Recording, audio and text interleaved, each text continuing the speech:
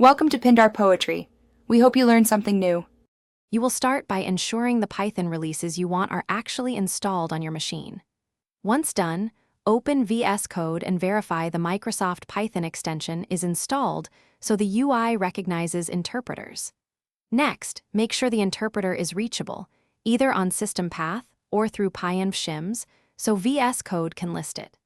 This step prevents later invisible interpreters and speeds selection. It also explains why Vscode sometimes shows fewer versions than you expect. Now you actively choose the interpreter.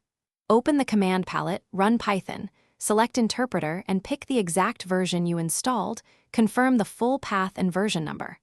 Once selected, persist it by setting the workspace interpreter in settings. JSON or creating a venv tied to that interpreter. This ensures collaborators and terminals use the same runtime.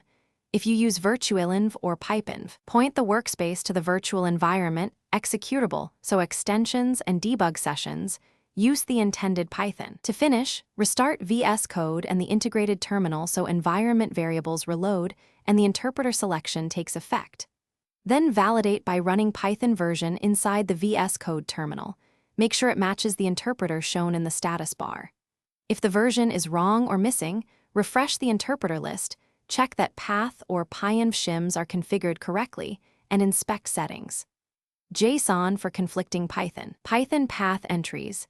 This single troubleshooting tip resolves most selection problems. Thanks for watching. Consider subscribing if we helped you.